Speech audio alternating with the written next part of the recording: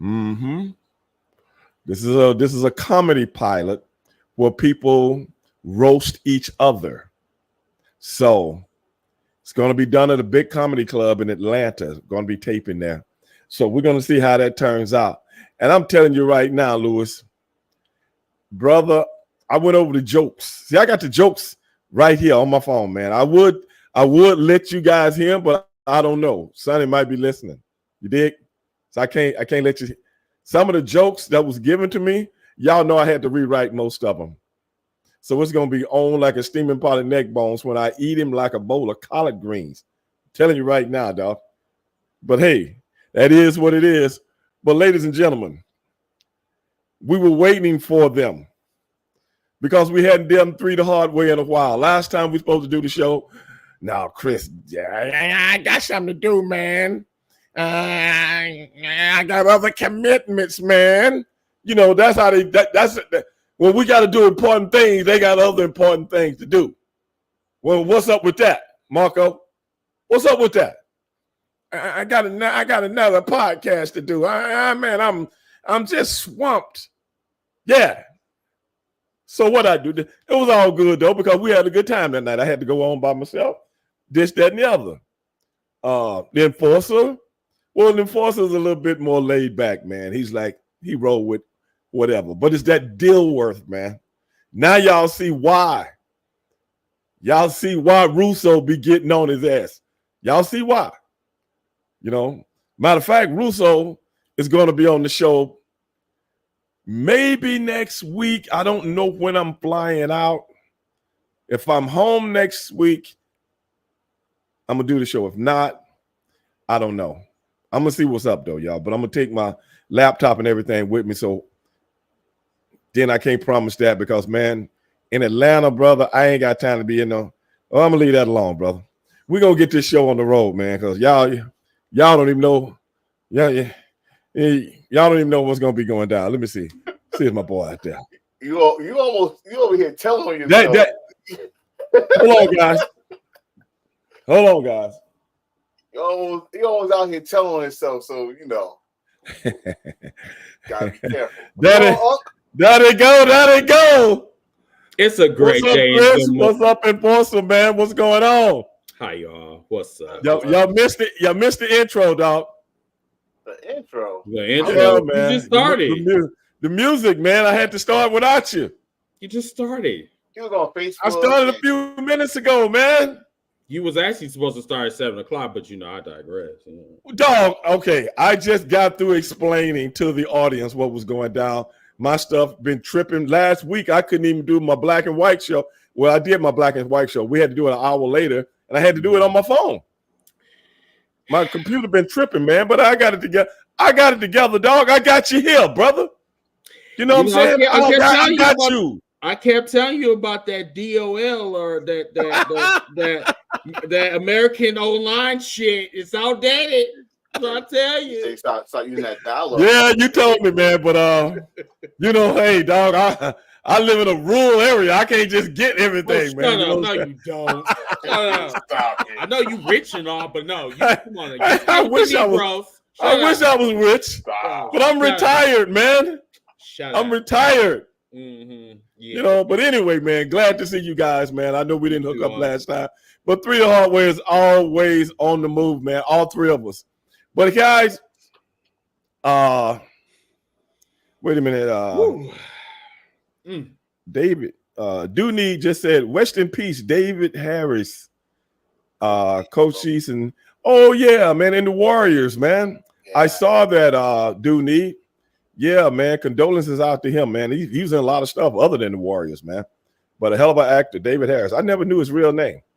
But one of my favorite movies, man. One of my favorite movies. Classic. But anyway, guys, you guys been keeping up with everything in pro. This is when we talk about pro wrestling. This is who we come to for pro wrestling. And I got a couple of things I want to ask you guys opinions about.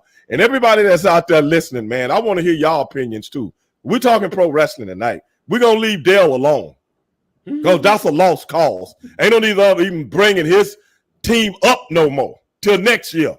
Let me look at my calendar. Yeah, next year. You know, But anyway, brother, I'm having some thoughts, man, about MVP going over to AEW with Sheldon Benjamin, man, and trying to bring that. Y'all remember the conversation we had about the Hurt Business, right? Right. Remember that? Right. Yep. Okay. Now, I don't know if y'all remember what old Ray Dog said about the Hurt. You remember what I said about the Hurt Business? Now, they done took it all the way over to another promotion. And I want you to give me your outlook, both of you. Give me your outlook on what you think, and then I'm going to give you mine. Go. Go, Chris. Why me? Hey, he don't even want to go. I can see it in his face. Oh, okay. He don't want to fine. go. All right. So He don't want to go. I'm gonna tell you like this. So Okay. what's going on, everybody? Straight up. Welcome to Zamunda, yo. So my whole thing is that the thing is, it was too many Negroes on WWE television. So of course, on WWE television? On WWE television. So you already knew that Triple H was not. He wasn't going to allow the Hurt Business or anybody to overshine the Island Boys, if you will. But okay, hold on, right there. Hold on, let's stop. No. Okay, I got to get. We got to make sure that the audience understands everything. Cool. Now you are putting the Island guys in the same category with the African American guys. No, what I'm saying is that the bloodline is dominating everything in WWE. Okay, they literally have assimilated the whole entire WWE step. Okay, I got you. Now I understand what you're saying. Okay, go ahead. So it's my sarcasm. Okay, so sorry, but which we know. I think you was writing jokes for that dude in New York the other night. Was that you? Shut the hell. Oh, you talking about that racist ass rally? We're not. Yeah, were you writing those jokes? We're not talking about. I heard you was behind a couple of them jokes. No, I'm all about my Puerto Rican people. They are not in the island of trash. No, okay. no. But anyway, moving on. No. So my big thing is that I think they are going to prosper in AEW. I think Tony Khan knows the assignment. It took him a while, but he was like, listen, since WWE dropped the ball with the Hurt Business, and the Hurt Business could have been like the biggest, faction of the modern day era, but because they dropped the ball, they picked the ball up somewhere else, which I have no problem with it. Now, would they get the attractions like they were the guy in WWE? No. I just really feel that, AEW took a chance with them. I'm liking it. I'm liking the black representation, unlike, them talking about black representation with Sexy Red that, I guess spreads gonorrhea, but, I digress, whatever. My whole thing is that I think it's one of them situations where we have to wait and see. Shelton Benjamin looks really, really great. Like, for him to be 49 and still moving at athlete or I guess not athletic, but at an elite level, I really think that is good. Now, who was that? I think it was Dave Meltzer, the one that you don't like, Uncle. He said that Shelton Benjamin shouldn't be beating up like younger talent. I think what they're doing is they're telling the story in the ring. So, like with what he was saying, like was complete bullshit. I think what we do need to do is just sit back and wait and see what happens. Matter of fact, Shelton Benjamin is going against Swerve Strickland tomorrow night. So they're telling the story. Unlike, in the WWE, give them a chance, see what's going to happen. And that's about it. Right. Like my plan. So if we go back in time where the Hurt Business was on SmackDown, Hurt Business was on Raw, and the Bloodline was on SmackDown. They had two dominant heel factions on each show. I don't think they expect the Hurt Business to get traction like it did, because remember they came together doing that Raw Underground segment, which didn't work, and it got traction. It got so much traction. Remember, Bobby was in that terrible storyline with Lana and Rusev thing and the pandemic, so they erased all that. MVP came out. he was the mouthpiece. He was their Paul Heyman. He was the guy that was going to set up. They had nothing for Shelton Benjamin, Braun Shelton Benjamin, and he looked back. He looked like his elite self back in 2004, 2005. And if they start going trash, all he needed was one more guy. They got that one more guy with Cedric Alexander. Everything was going smooth until we started getting the audience back. And oh no, we're pushing this story over here because this is our guy. He's the face, which is Roman in the bloodline. Mm-hmm. Right before WrestleMania, that's when they broke up the team. Right before WrestleMania. And now that was under Vince. It didn't make no sense. Mm-hmm. So when you had opportunity, and let's roll fast forward, you start teasing us with these Easter eggs in the background. MVP trying to bring up the Hurt Business. You're bringing back the feel again. Everybody's like, all right, second time around, we got the audience back. The audience wanted it, not just black people. The audience wanted it because Bobby Lashley was y'all was not doing nothing with Bobby Lashley, and y'all MVP was sick of almost. We was trying to get that back together, then you squashed it like in 1 week. Man couldn't talk. Right. That's all he does. Right. Oh, but then the story come out. Fast forward, story come out. MVP said he asked Triple H, like, this would be a good time to do it. Triple H shut it down. So now you drop the ball not once but twice. It's not gonna be no third time. Third time now is in AEW, and the way they set it up, it's not all three of them come in. MVP showed up first. Then Shelton had 2 matches under his belt. AEW look outstanding. So again, mouthpiece, passing out the card, teasing that he's trying to recruit other people. This tomorrow is a big opportunity to see what's going to happen next. Is Bobby Lashley going to come out, or is the one of the people that he gave the card to, are they going to come out and on the side? The way they do it slow. They got your attention because right now that's the match right now. Everything on the card, that's the match. But what Tony's doing is not rushing it, which I am so happy he's not rushing it. He's slowly, like Chris said, because that's one thing people complain about AEW. He don't do stories. Well, he's slowing it down so you can get invested. Because once the payoff come out and you see Big Bobby come out, like, oh, here it is. Or you get one of the young guys, or Ricochet, or a Leo Rush that got the card. So somebody else, because they're gonna have to have a fourth person, because you already know Bobby's coming. I just like how they doing it. In my opinion, I understand exactly where both of you guys are coming from.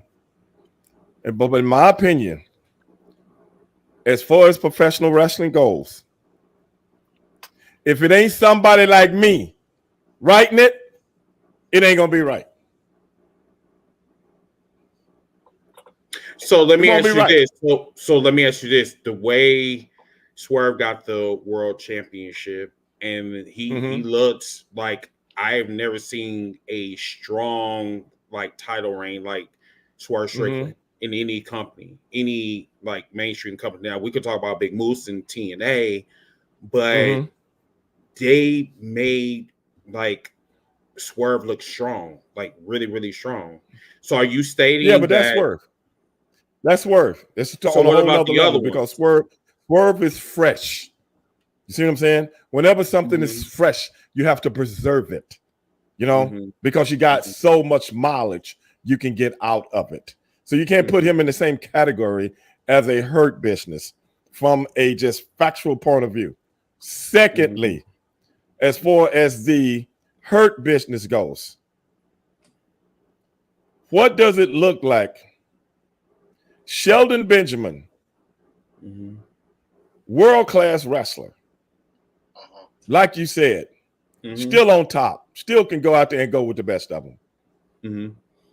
But it take me 20 minutes. It take me 20 minutes to be the guy that comes up to my waistline. And that makes you look strong. So if you got to go 20 minutes with, what's the kid's name? Leo Rush. Leo Rush. Leo Rush. Leo Rush. I mean, was I watching a gag? I mean, really, dog? You should have put that sucker in a bear hug and it should have been over with. But I'm flipping. I'm jumping. I'm doing this. I'm doing that. And come on, brother. You supposed to come in strong. When a faction comes in, I'm just telling you how things work in professional wrestling. For everybody out there that's listening, I'm going to show you how things work. When they bring a person in strong, they got to come in strong. Because if you went 20 minutes with Lio Rush, now you're talking about wrestling the champ that just dropped the strap. How that's going to look? Okay, if they go toe-to-toe for 20 minutes, then Lio Rush should be in line for the heavyweight championship then. Well, that's a valid point.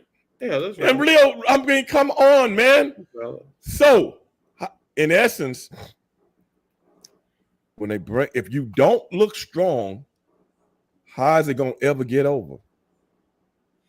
If you don't look strong, you the muscle. You dig what I'm saying? You the muscle. The muscle is always the guy behind the guy. Not necessarily. No. He's not the. That's why I said the big picture probably comes tomorrow. Wait a minute. Now you're talking about perception. I'm talking about what is. Well, no. You're talking about what may happen. No. I don't see Shelton Benjamin as the muscle. No. Well, right now. You muted us. Services nervous? No, he mute us. You mute. Unmute. That's the second time. Can you guys hear me now? Yeah. That's the second time it's done that, and I didn't do it. It did it on its own. Damn it, Sonny. Something just came. But anyway, what I'm saying is only two guys come out. Only two guys come out. You got to follow me on this. You know, your perception is one thing. I'm talking about what they're presenting, not what they might do. What they presented right now. Sheldon Benjamin, MVP comes in, then here comes Sheldon Benjamin with his suit on. He's always the muscle because the mic guy is the mic guy. Everybody behind you is the muscle. That's how it works. That's how it's always works. Even in gangster movies. The guys that don't say nothing are the ones that do all the ass kicking, rather. There you go. Okay. Now he comes in, instead of showing how tough he is and how good he is, he got to have this long ass match with Lio Rush. I ain't saying nothing about Lio Rush. You know what I'm saying? He's a good wrestler, but the kid is only 150 pounds. Yeah. I mean, look what happened with Brock Lesnar when I could care less. I ain't going to all of that. I'm trying to explain to you. Listen to me. Okay. I'm trying to explain to you the percept of how things in professional wrestling work. If you don't get over strong, you will always be weak. Always. You will always be a guy to get right here, but you'll never go over. And it looks to me that is what they're doing right now with the Hurt Business. I disagree. Because it's too early. Like, I mean, we haven't even seen the That's whole my point. You only got one chance to make somebody look strong, which is when they first get there. Do you honestly believe? We only answer me this. We haven't both of you. Answer me this. Okay. Do you honestly think Lio Rush, if he had a match on SmackDown or if he had a match on Raw with Sheldon Benjamin, how long would that match last? Or would it even take place? 3 minutes. Exactly. Exactly. Guys like that in the wrestling business are expendable. You use them to enhance talent. Not that they're not talented. He's super talented, but he's not bankable. Nobody's going to spend money to see Lio Rush. Nobody. Maybe unless he's in a not. We ain't talking about the indies. You talk about the mainstream. But this is the thing. I said this a long time ago. Chris is my witness. I said one thing about AEW, they got an indies mentality. They do. I know that. And I get what No. You got an indie mentality for the whole show go. I'm talking about a sector of the show. Do you honestly believe going 20 minutes with Leo Rush made Shelton Benjamin, it made him look like a ham and egger? It made him look old. That's exactly. I mean, exactly. I get what he's saying. He huffing and puffing after that. That's what I'm saying. I get where Unc going. And that's why I said the mind that they're going is, listen, we're gonna give you the big victory, but we gotta make. Was that a big victory? Well, no, but get what it was just basically like showing people like what Shelton Benjamin is capable of. He still could like the way he beat his ass was methodical. It was methodical. It wasn't supposed to be like a wrestling match. It was to say, hey, listen, I'm vicious and I'm gonna whoop his ass. I think the big test comes tomorrow. Right. That's what I say. Tomorrow. That's why I say I wasn't really worried about Leo Rush. Yeah. I mean, okay, I'm not worried about Leo Rush either. What I'm talking about, we're going to do a faction, and the faction is going to be players on a major television show. Right. They got to look strong if people are going to buy it. If not, what are you doing it for? I agree. What are you doing it for? Then you're doing the same damn thing that WWE did. I mean, that's debatable. I mean, like, what exactly did WWE do with the Hurt? Nothing. With the Hurt business, what they was on TV every week, and that was it. But the thing that they never got a chance to really run nothing other than putting the title on Bobby Lashley. See, that's why I gotta change. That's why I said when they first came out, which on that segment that no one didn't get except for that one time, because now I'm gonna go with what you just said, because remember when they came out, all three, they beat up everybody. But that's what I'm talking about. That's when it first came out. You got to make people look strong. Right. That is the unwritten law of professional wrestling. Right. That's what I said. Because that puts you in the position to use you whatever direction they're gonna go in. Okay, this is what these guys are. But man, that ain't what I'm seeing right now. Too early. And tomorrow night's match, come on, brother. This guy, Swerve, is a top guy. Another thing I don't like is first thing they do, bring the brothers out and they bickering with the other brothers. Okay. Well, I mean, it's no different than a white person dealing with a white person. Yes, that works. That works. Yes. Me. Yeah. I'm preaching tonight. Now we don't sugarcoat it. Yes. Come out there and stomp a mud hole in them. Yes. And then you tell the brothers, if y'all want some, you can get some too. Mm-hmm. You cannot, the way, like I said, I'm just telling they doing it from I can tell nobody of color has anything to do with this whole angle. It's so vanilla. It's damn near transparent. I can see it from a mile away. I can agree. I can see it because Swerve, they give you the little deal where Swerve blaming his second. Well, you wasn't here for me. But man, I'm cool with you. Well, wait a minute, blah, blah, blah. You see what I'm saying? They've been doing that shit for 100 years. There you go. 100 years. They've been doing that shit for 100 years.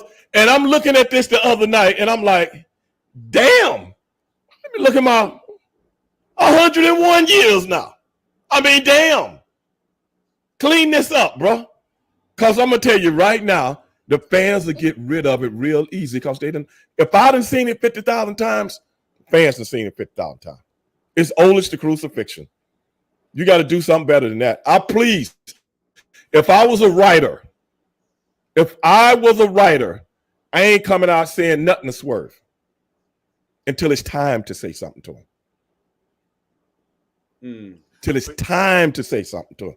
Not right off the bat, because once you get into something, you ain't got nowhere else to go. What can Swerve do? Okay, I whoop Shelton Benjamin, or either I join up with him. This is it ain't nowhere else to go. Oh, wait, this is why I said, okay.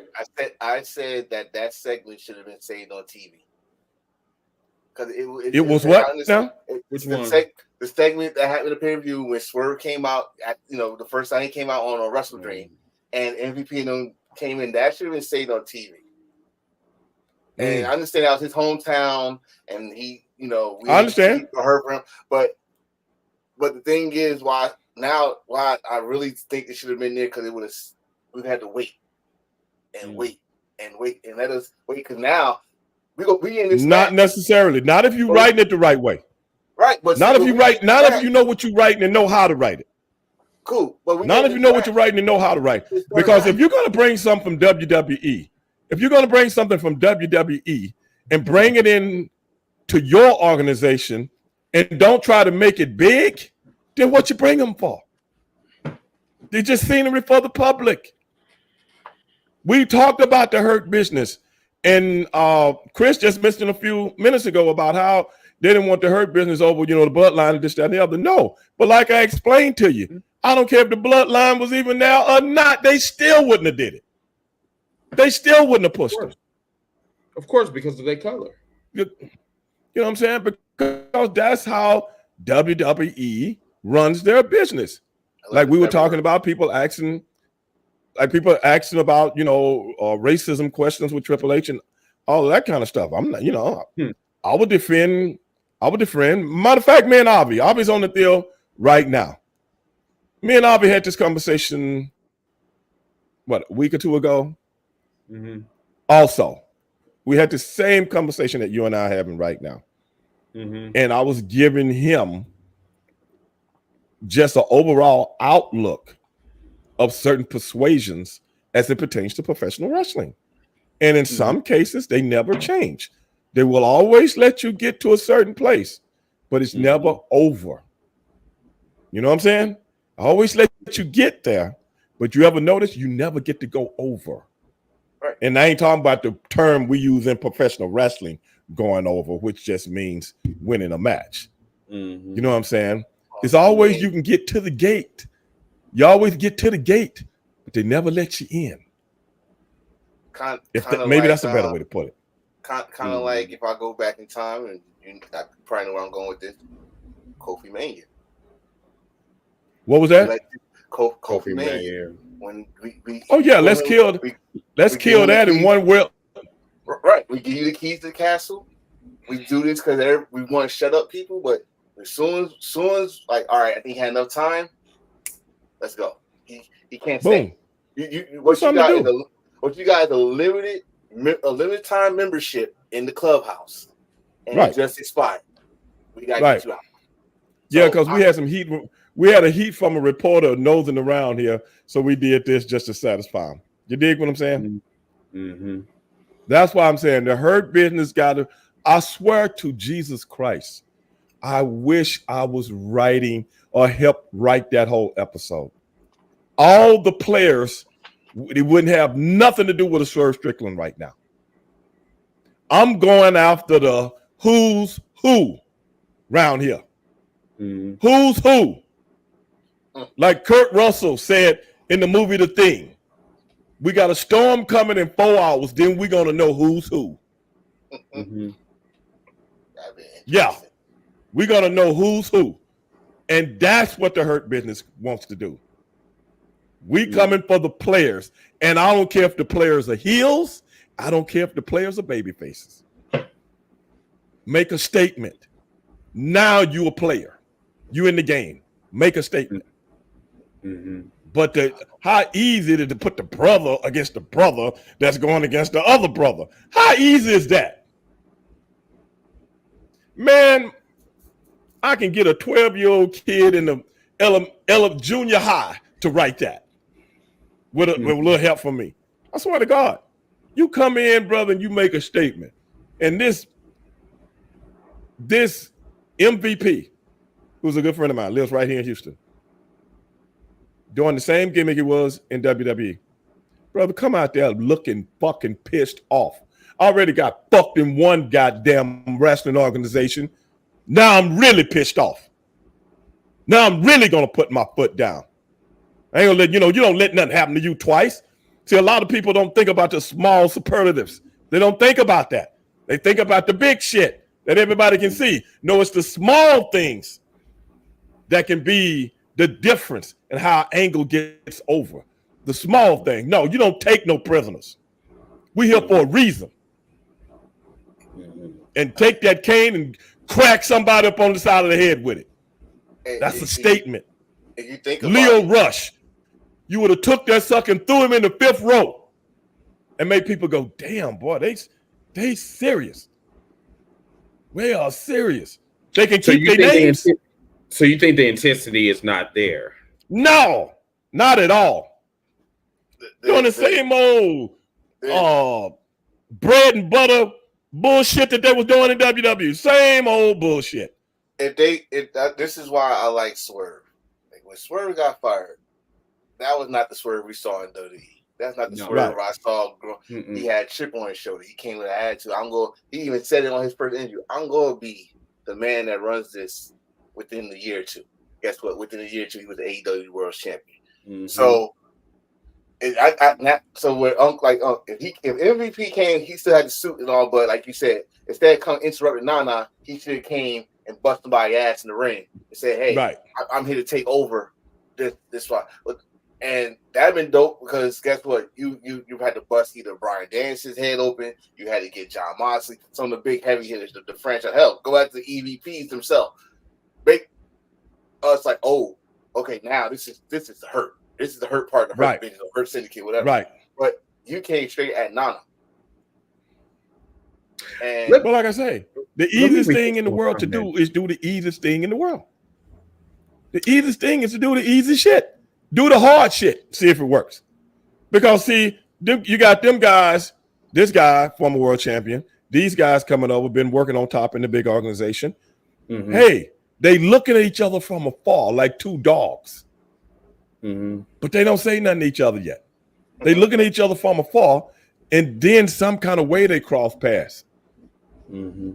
Then that's when it's like, just because we both black don't mean we supposed to all be in the ring together. That's too easy. That's what white folks and everybody else want to see. Right. You niggas can't get along. That's what they want to see. That's today. That's that hip hop generation. Don't push that bullshit. Push the real stuff from yesterday. The angry black guy. I think that's what Ava was talking about in the comments. Like he said two things. I don't know if it's a he or she, but let me just read this one comment. He said, which one? Let's ask the question. This one where it says, let's ask the question why the reason there are limitations attached to the oppressed due to fear that's institutional. Holding I think that's Avi.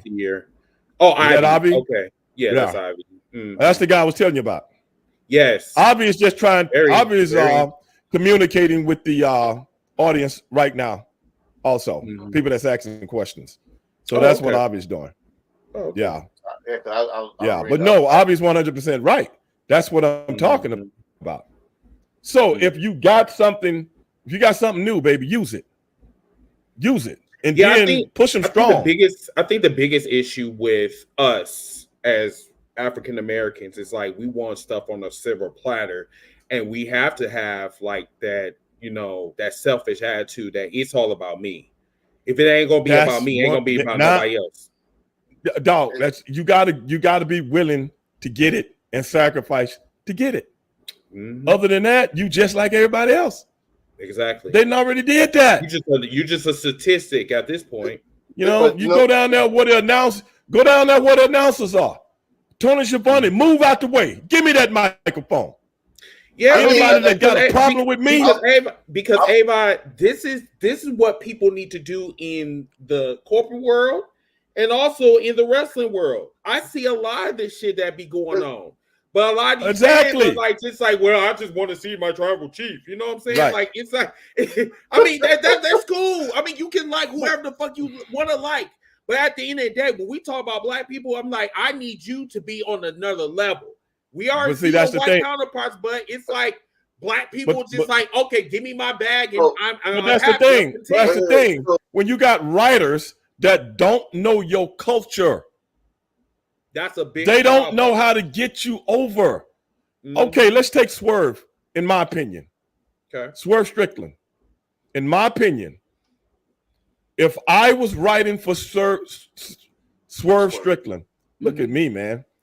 That's me having a gap in my mouth. I always have a problem with S's and shit like that, even my own name. But even shout out, Chris. But even with Swerve, he would be the ultimate African American baby face. You know why? Because there aren't any. He's a baby face by name alone. It would be nothing cool coming out with glasses and, you know, looking like the Predator and all the garb and stuff. No, he would be a African American baby face. The one that sells like a motherfucker, the ones that's cool with the people, well-spoken. You dig what I'm saying? None of the fucking, you know, look like he just came from downtown New York stuff. That's just the way I see a baby face that can get over. And that's when you make people get behind somebody. Not like that middle of the road, half heel, half baby face, like they started in the Attitude Era. Fuck that shit. No, you a baby face. And you want people to love you. Because every time I put a heel with you, they think they got you. But old Swerve always get them at the end. Because you're the ultimate athlete. With all his athlete, man, don't get me started, man. People just don't know. If I was a writer, everything, I put it like this. Everything with Harlem Heat came from within. Nobody wrote for it. Get out my Nobody head, wrote for it. Did you know that? Wait. First of all, get out my head because I'm about to bring y'all up. Because I'm like, because the reason why I said that is because back then, we didn't have a lot of representation.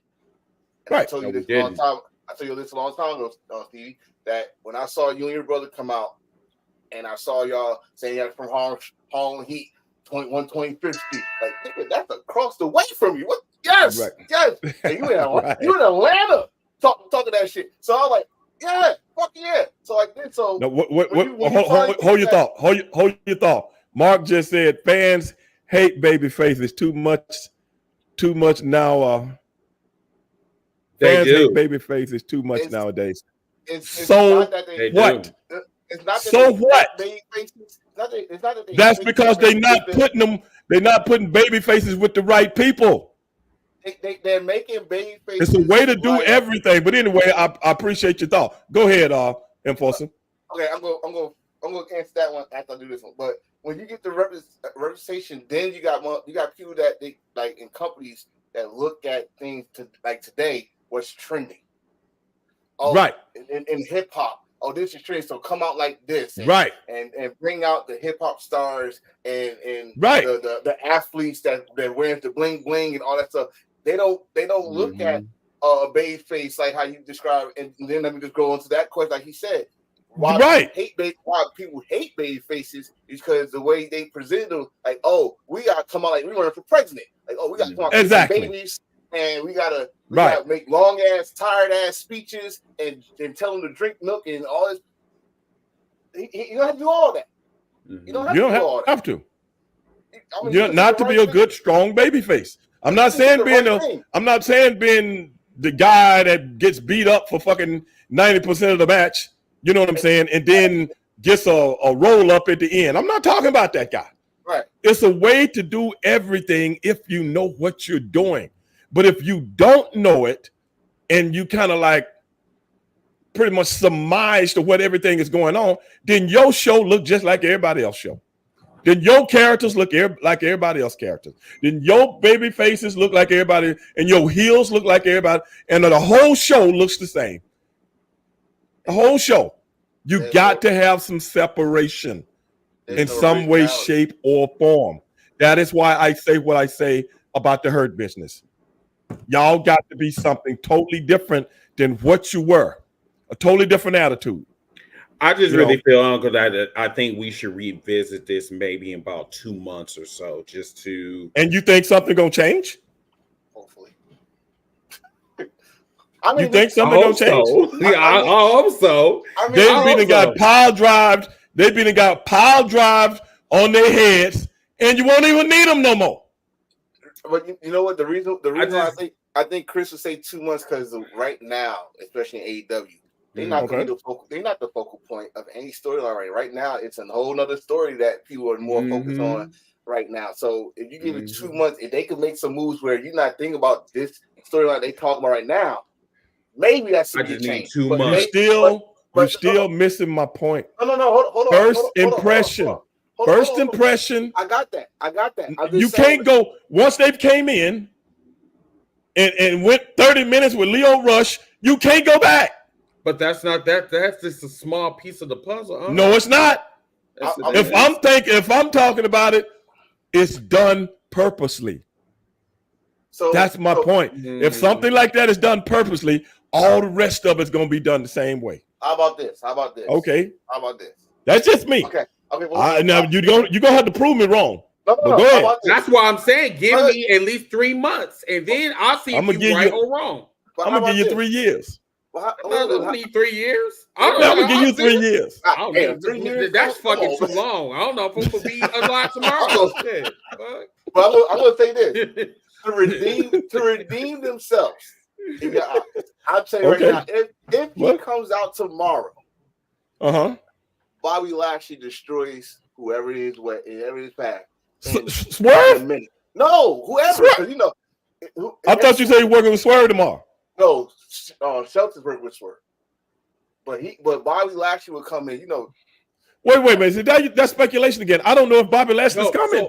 Bobby Lashley is signed with AEW. Supposedly. Oh, okay. Yeah. If the question is where is he coming in with the Hurt Business? We don't know. We don't know. Don't know. Okay. But I'm assuming he is, but again, we're just assuming right now. So we don't know. So they're gonna make Bobby Lashley the wrecking crew and Sheldon Benjamin, the guy that goes 20 minutes with Leo Rush.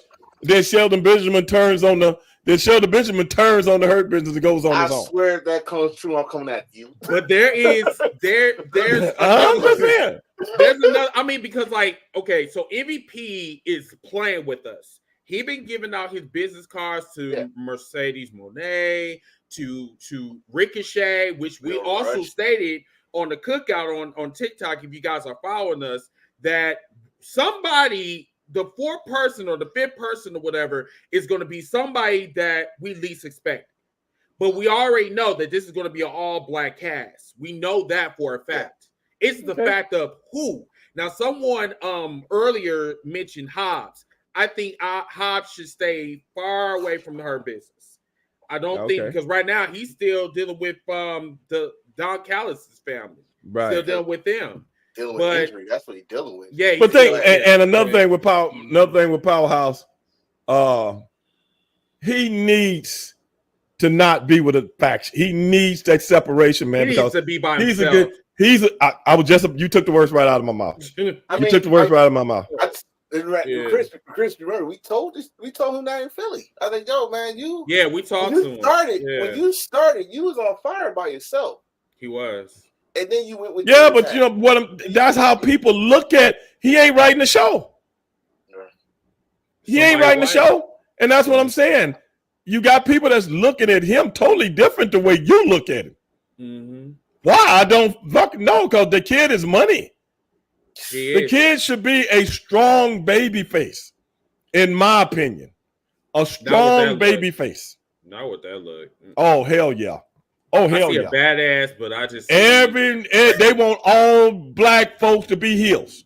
All of them, except for the little bitty ones. Yeah. The little bitty light-skinned ones. Then they can be baby faces. You see what I'm saying? It's too fucking old. It's too old. People want to root for people like him, bro. All big black men are mean.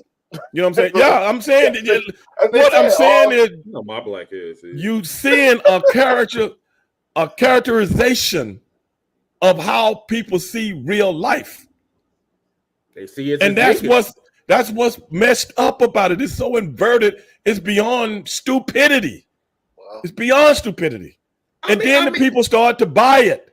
Hobbs, whether he's a heel or baby, that guy could go any way. But the reason I say he needs to stand on his own, because as a heel, you're always in a group of other heels. As a baby face, that's when you can really stand alone. The whole big, strong guy. The whole perception of the black man is they're weak as fuck. You know what I'm saying? You got the woman that's taking over and shit. So it's like, and what? But why is that? I don't know. Well, I'm trying to tell you, and you don't listen. I am listening to you. No, you're not. Thing is, I'm tired. I'm tired of this whole perception that black people cannot be on the same level as white people. That's the wrestling writing perception. So how can we get out of that? How can we get out of that? Because you got to be vocal. That is why if I was writing, I would convince people because I know what I'm talking about. And I'm going to make him see what he doesn't see because he can't see anything and he's never been forced to see it. He can't see it. Remember when he's educated by the same school system that everybody else is educated on. Mm-hmm. So he's going to see things one way. But remember, we talked about this one. Like, I don't know. What we said wrestling is the only line of entertainment where they can control us, where they can have limitations on us. Exactly. In sports, you can't limitation the talent. The talent was going to take. In wrestling, though, they can hold it. Like, okay, we're going to put you here, and that's it. And we feel like you're getting up, we're going to put you up here, or we're going to bring you right back down. No variety, because they don't see variety. They see wrestling variety. They see the African-American wrestler in a certain perception. And look like R-Truth. Thank you. That's one. That's one. But you can go through a whole litany. No, that's just the primary example. Well, he's been there for a long time, so I can see why you say that. Yeah, but he is a clown that, you know what I'm saying, like, oh, so black people got just mental disorders or whatever? Like, we're crazy? We can't be taken serious? R-Truth. No, I mean, they've done that with other white guys too, though. You know what I'm saying? They've done it with Eugene. Oh, come on, brother! Shit, that was 20 years ago. Not to the degree. I just saw. That's what I said. Not to the degree of R-Truth because he's been there so long. But I see what you're talking about, though. Mm-hmm. But yeah, that's one. But it ain't that's not indicative of what I'm saying, though. That's just one. Santino spot. That's all. Huh? R-Truth took Santino's spot. When Santino left, R-Truth took full time with Santino's spot. Think about that. Santino was a mess. Santino Morello. But wait a minute, man. I just seen Dale out there. Dale, the boys were talking about you earlier, man. What? They told me, this is what they told me, Dale. Not you, before you came on. The crew, the show guys. Not you guys. This is before you came on. I'm about to say Dale, this is what they told me. House, no, damn. And I had to agree with them. Real cool, and all these guys, Cron, all of them, man. They said, don't even talk about the Tennessee Titans on this show no more till next year. Sir. I told them I will because they say they don't want to hear it. And hey, man, they the crowd, man. So I can't, if you want to come on and mention something, man, you're welcome to come on. You're always a friend of mine. You're always good to the show, guest on the show. But hey, man, I got to do what the audience say, and they said don't mention you till next. See, that Cron just said Titans dead. Damn. I mean, the same thing could be said about the Bears. I mean, you see what happened with that Hail Mary, that miracle. Dale, I just wanted to say that, man, but it wasn't me. Like see that real cool just said Titans dead like Jimmy Hoffa. Oh man! Oh damn! Louis, you buried in a baseball field somewhere.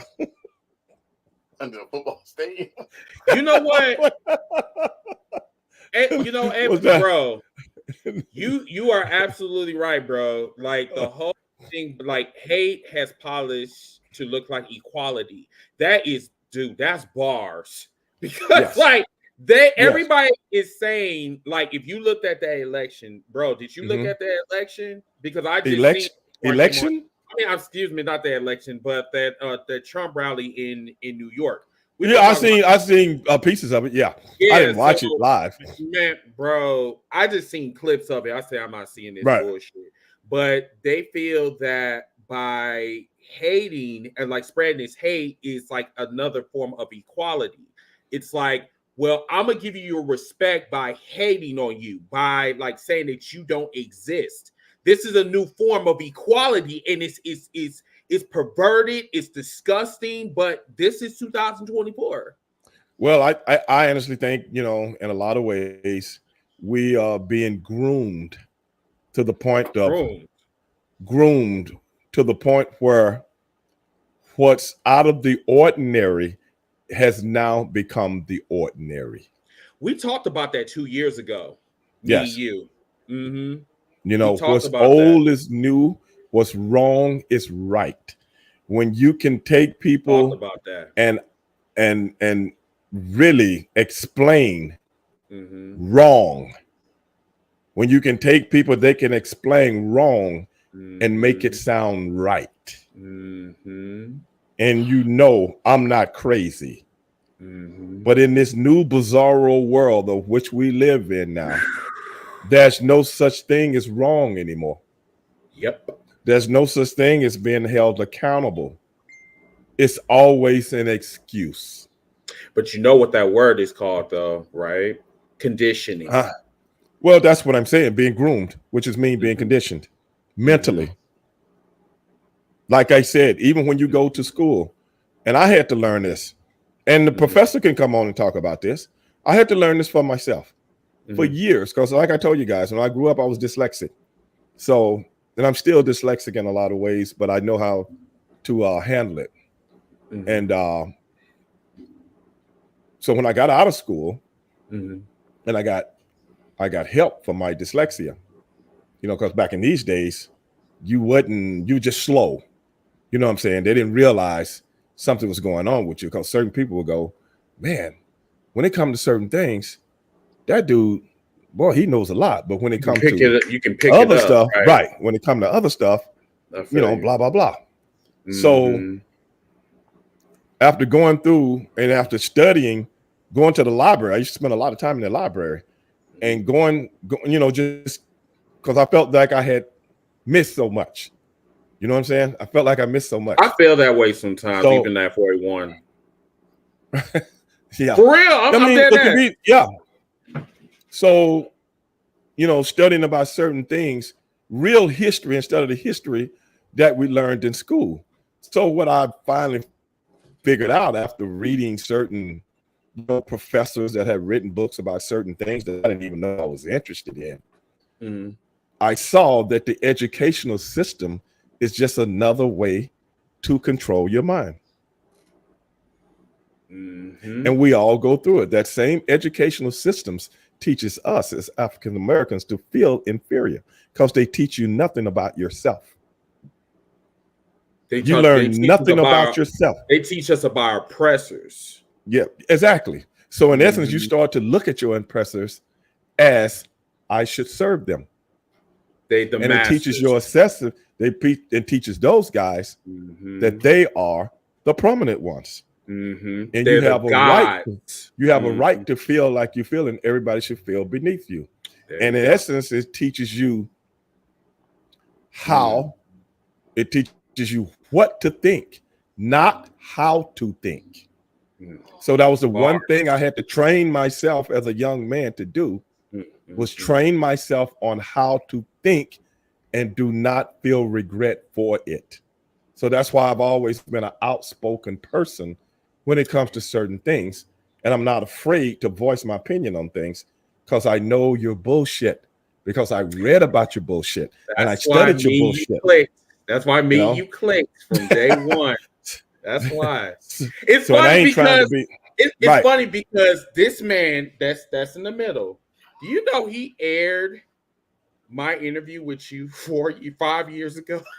He did? I'm like, yes, right on TikTok. Like, what the oh, that's when I had that big ass fro. Remember, I had that temperature of 102, and I was up, man. I did not feel like doing shit. So I told him that I'm gonna start clipping old episodes. And I saw old episodes like, and I see him doing this like talking. He said, "Oh, I want to see this the real Stevie Ray," and be like this. Oh, you know. I'm like, oh, is this episode? That's dope. Because I never saw it. Like we had a little highlight. On our intro. But I never saw it like how it came up and how he was speechless. And I had the mean mug on too, man. I had the mean mug on, you know.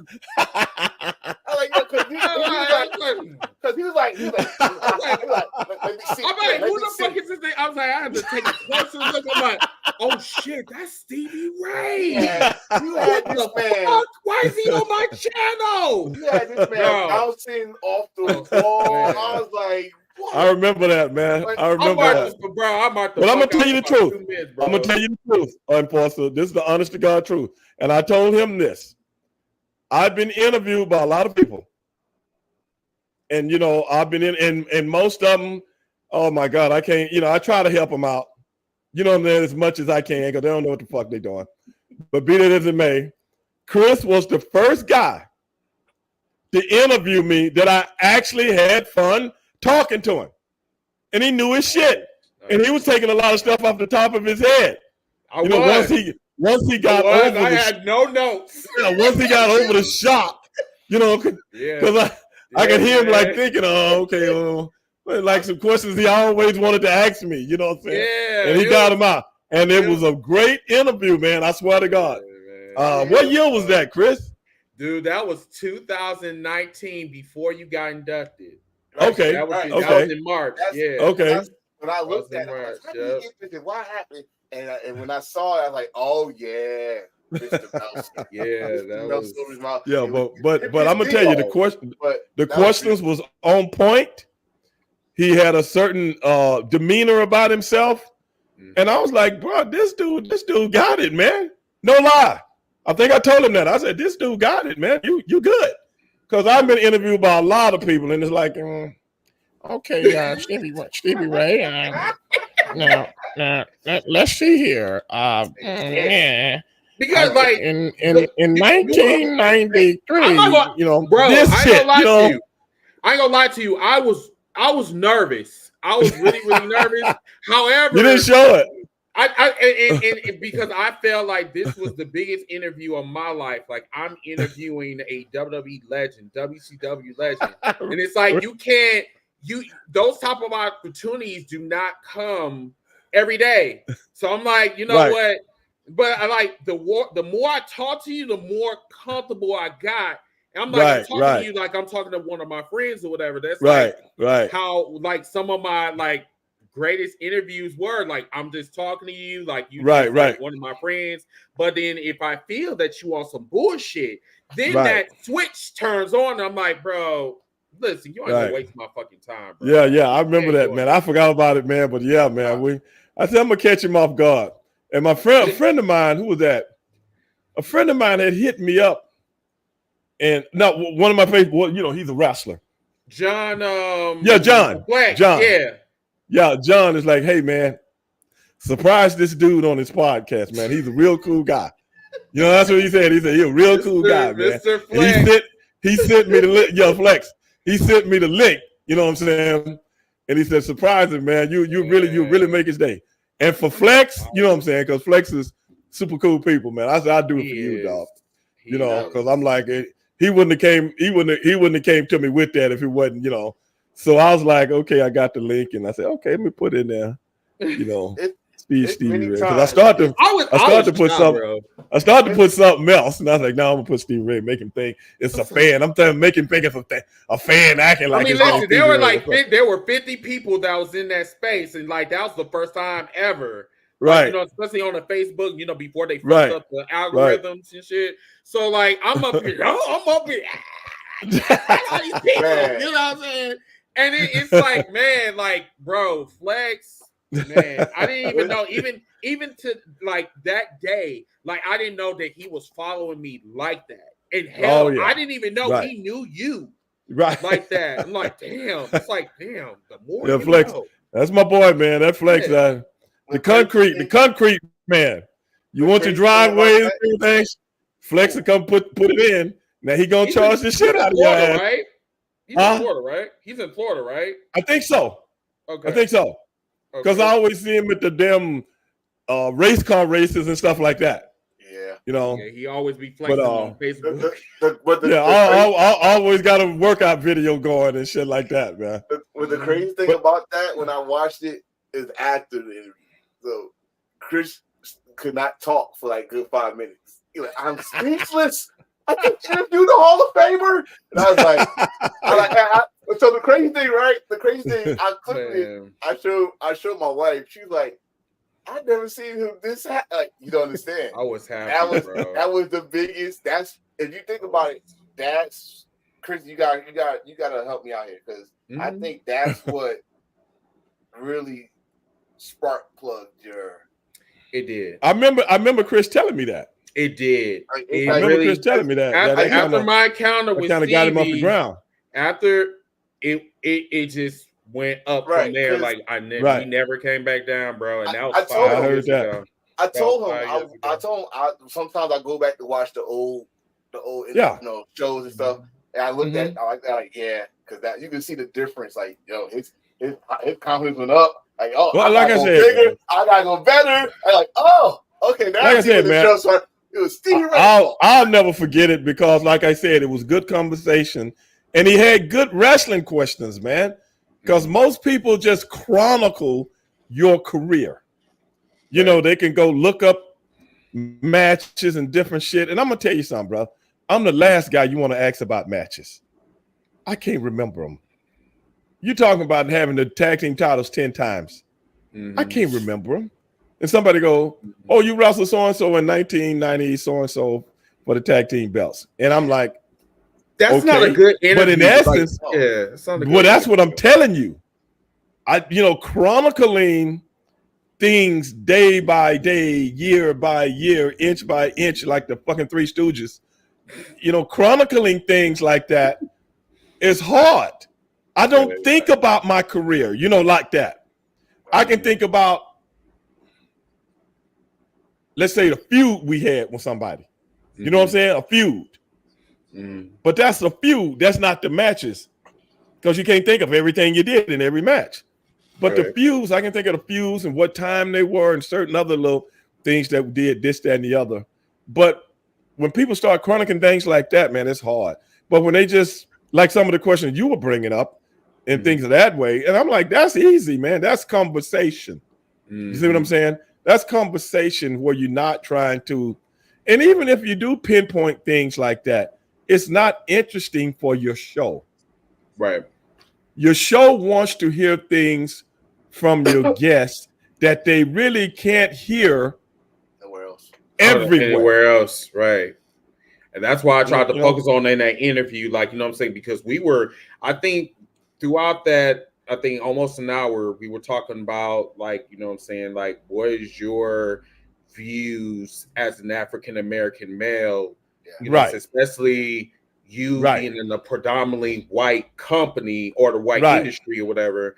Like, how did you navigate through those storms? You know what I'm saying? Like, me, you just had a conversation instead of us talking about your matches, because we can always talk about your matches, but we're more so wanting to know what was Stevie's and Booker T's like experience, going through that. And that's more interesting. That's more interesting. Who was out there saying they can't hear? Well, he must be listening on my phone. You got to go to my Facebook page. Or either you got to go to somebody offline? Yeah, no, I got my phone on also. Oh, they was saying they can't hear you guys. But they're not booked into the system. They probably looking at me from my phone. Hold on. I'm thinking, like I told Ziggy. I said, Ziggy, he said we need more watch hours and stuff. Like, well, how about this? I just put some clips on from the old shows. What's wrong? He said, no, Stevie, Oh, cut everybody off. I got him back on now. But yeah, man, go to Stevie Ray TV. Yes. Go to Stevie Ray TV, guys. That's on YouTube. On YouTube. That's where you can see it better. You can also look at it on Facebook, but not on my phone. If you're on YouTube, go to my Facebook share, page and subscribe, damn it. But eventually, I think I'm going to be, here. I've been talking about this for a minute, but the system been messed up. But I think I got the system right now because everything seemed to be working pretty good right now, man. Totally different from the last 2 times we've been on. I can scroll my stuff. I wasn't able to do that. You guys came in real easy when I sent the invite, because I couldn't even send you an invite today. Remember, I called Chris and I told him I couldn't even send an invite. The invites were tripping, man. Was that AOL? What's wrong with you? I'm looking at you. Worry about what it was, man. If I'm trying to save some money, I'm trying to save some money. Why you worry about it? Because you got. First of all, you got technology from like when I was in not grade school, but when I was graduating from high school. I have not heard that in 20 years. You got mail. What are you using? I don't know. That might have been my phone. Yeah, that was you. You sent me a message saying you got the link. It just popped up on the phone, and it says you got mail. Yeah. I know my. I like the old AOL gimmick. I like that old AOL gimmick. Oh, you got that as your phone notification. Bro, hey, can I like what I like without you making fun of it? Can I do that? I'm sorry. Listen, can I like what I like? Listen, I don't say nothing about you running around on a scooter getting ran over by somebody. Do I say something about that? He's not letting that go. First of all, no, you don't have to let it go. Let's talk about you and that AOL. Let's talk about. No, I'm just saying. Let's talk about before Christ. Let's talk about that. Look, man, that's just me alerting me that I got a message. Is that okay with you? You can change them on the phone. You know that, right? Okay. I can hit a button and change it. So you got an Android, right? And I got an Android too, nigga. I'm cool. Okay. So when you get a message, what does it say? What does it say? I want to know. Twiddle down. What kind of song coming up on that moment? I got you. Hold on. I want to hear it. Yeah, you gonna let me send you a message. Let me send you a message right now. Lord. Let me send you a message right now. Hold on, watch this shit. Watch this shit. Lord. Watch this shit. Send him a message, Enforcer. Send him a message. I want to hear this shit. Wait. Well, come on, one of y'all. Come on. One of us. All right, hold on. Yes, come on. Just say hi. Test. Hi. Come on. Okay. Don't laugh your asses off. I want y'all to. I want to hear this. Trying to talk about my AOL. Yeah, it's loud. I can hear it anywhere in my house. An idiot is attempting to reach you on your cellular device. What the fuck? An idiot Listen is at this. attempting to reach you on your Listen cellular at device.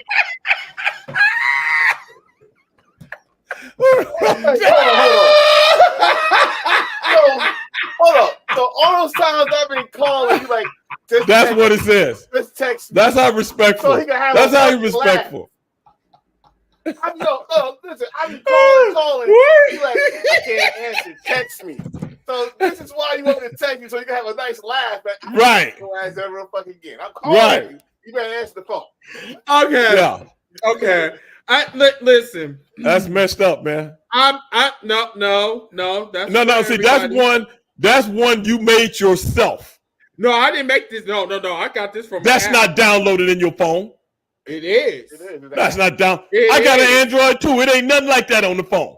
See, the difference between me and you is that I'm technological. I can find this shit. See that? Like I said, it went in the phone. You got to go in there and find it. I can find disrespectful shit like this. Ain't that some shit? What? Ain't What? that? Don't ask me if I want one. No. Do you want one? No. Why? Because I want you to get. Listen. I don't need you wanting me to get nothing. Just let my stuff alone. No. Leave my stuff alone. You heard mine. My shit is dope, and you know that you like my shit. You know you do. That's why you inquiring. I give up, brother. I don't want my phone talking to me like that. I got a respectful phone. You dig? I got a respectful phone when people come around. Listen, if an idiot is calling me, I need to know if I want to pick up or not. Why? Okay, why would an idiot be calling you in the first place? That's my point. Because they want conversation. If you know he's an idiot already, why is he calling you anyway? Because I need to know. I need to verify. This is called third-party verification. I need that shit. You understand me? I got you, bro. I got you.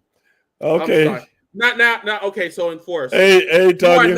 You are not an idiot. Sometimes you are, but you're not an idiot. I'm gonna change. Don't do me. Don't do me no favors. What? I am. I'm gonna check. Listen, I think this shit was funny. Matter of fact, I had my coworkers was dying off of this shit. It was like, "Is that your ringtone?" I said, "Yeah, it is." It was like, an idiot is go. What are you really saying about me? I said, "No, it's just stupid." When I'm stressed out, I like to hear my phone. Please don't call me. Don't call. Okay, all right. I thought somebody was calling me. Never mind. All right, cool. I'm done now. I land my plane. Anybody else want to text me? 414-388-19. Never mind. Never mind. I'm laying my plane. I'm shutting the fuck up. See, there go my deal again, man. It went to mute again. That's third time. Okay. Hey, dude, we're going to get on this. We're going to get on this. Bad spirits. It's these spirits that's fucking with this stream. It wasn't doing that. It wasn't doing that until I sent you the link. Oh, you ain't gonna blame me. Everything was good. No, you ain't gonna blame me. Because it asked me something when I sent you the link, and it's never done that before tonight. Oh, until it got to me. Yeah, when I sent you the link, it asked me a question. I'm like, what's that? It never did that before. Because I had to go in and redo everything, and it asked me, "Are you sure you want to send this link?" Wow. What? See, everybody's sure. conversation. This is because I'm black.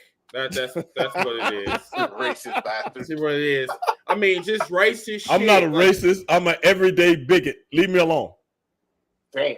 Is that what that is? That's true. Yeah, I'm an everyday bigot. I'm not looking at you, Antonio. I can't be racist I can't be racist toward you. Yes, you can. You racist. No, I can't. You were racist. I have no power.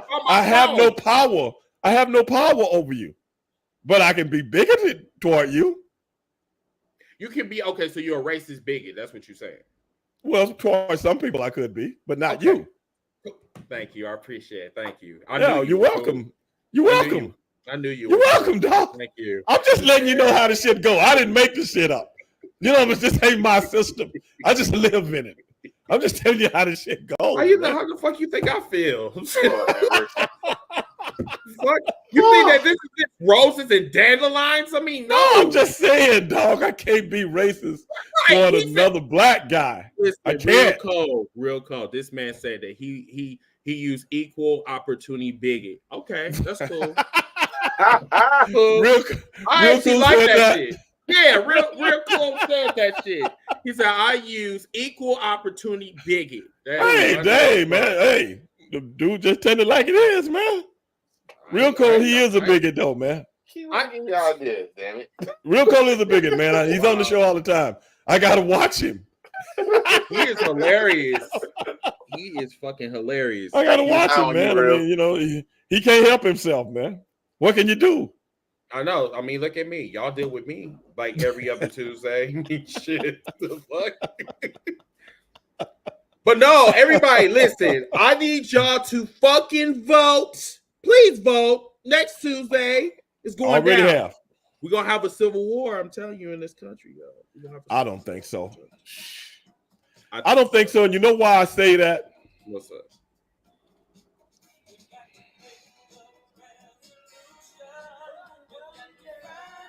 You know why I say that, Chris? What's that? Oh, cool.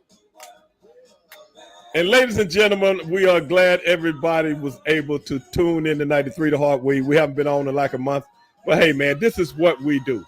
3 brothers chopping it up, giving you our wrestling know-how on certain things, man. And hey, man, we're going to see how things turn out. But going back to your question, brother, you can never turn a coward into a hero. Bars. I will leave everything with that tonight. So when you're thinking about a civil war, if you ain't ready to die for nothing, you ain't looking at nothing but a pussy. So at the end of the day, it is what it is. Sit your ass down and shut up while people still let you. That's what I say to them. Yeah, fucks to give. Oh. That makes sense? Yeah. It keeps me stable. Hey man, what is that? Huh? What is that? Uppers, downers? What is that? What? No, it's called Preludes. No, hey man, we can't do that on the show, man. I'm sorry, my bad. It was Tylenol. Okay. All right, I've been kind of under the weather for like last 6 days with a stomach flu, so I know what you're talking about, bro. But hey, man, appreciate everybody out there. But for my man, the enforcer, for my man, Chris Dillsworth, I'm your host, Stevie Ray, and this is 3 The Hard Way, and we'll see you when we see you. Peace. Bye, everybody. And be one. Hey.